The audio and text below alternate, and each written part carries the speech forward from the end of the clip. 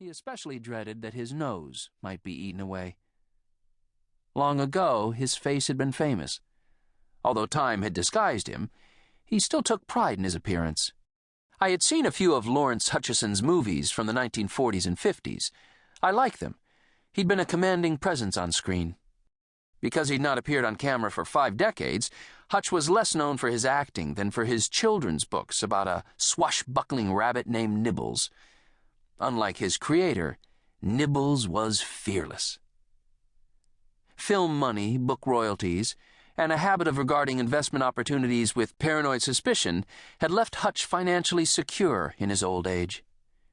Nevertheless, he worried that an explosive rise in the price of oil, or a total collapse in the price of oil, would lead to a worldwide financial crisis that would leave him penniless.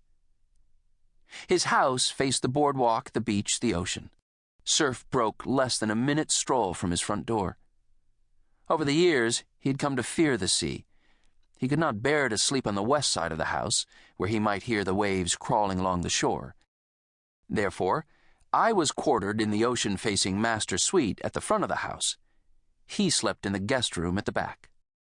Within a day of arriving in Magic Beach, more than a month previous to the red tide dream, I'd taken a job as Hutch's cook, doubling as his chauffeur on those infrequent occasions when he wanted to go out.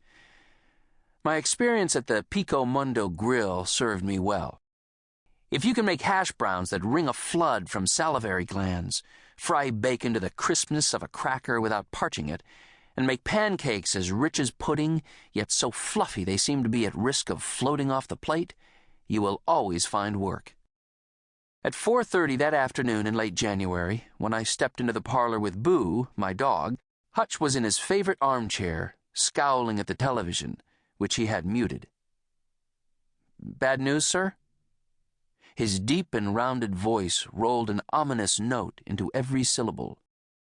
"Mars is warming." "We don't live on Mars." "It's warming at the same rate as the Earth." "Were you planning to move to Mars to escape global warming?" He indicated the silenced anchorman on the TV. "This means the sun is the cause of both, and nothing can be done about it. Nothing." "Well, sir, there's always Jupiter, or whatever planet lies beyond Mars." He fixed me with that luminous gray-eyed stare that conveyed implacable determination when he had played crusading district attorneys and courageous military officers. "Sometimes, young man, I think you may be from beyond Mars." "Nowhere more exotic than Pico Mundo, California. If you won't need me for a while, sir, I thought I'd go out for a walk." Hutch rose to his feet. He was tall and lean.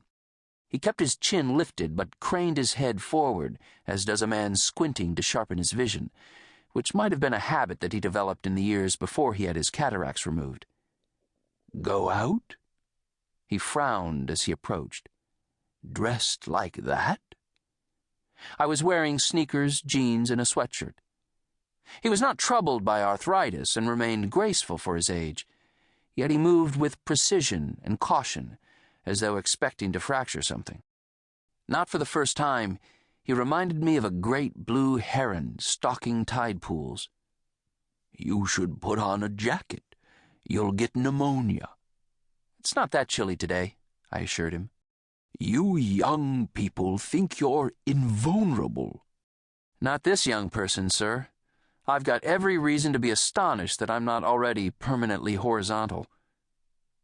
Indicating the words "mystery train" on my sweatshirt, he asked, "What's that supposed to mean?" "I don't know.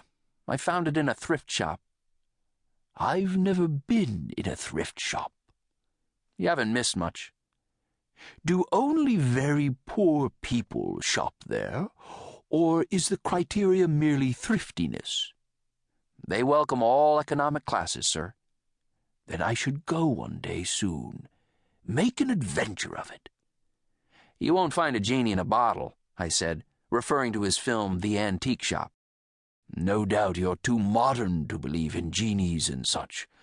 How do you get through life when you've nothing to believe in?" "Oh, I have beliefs."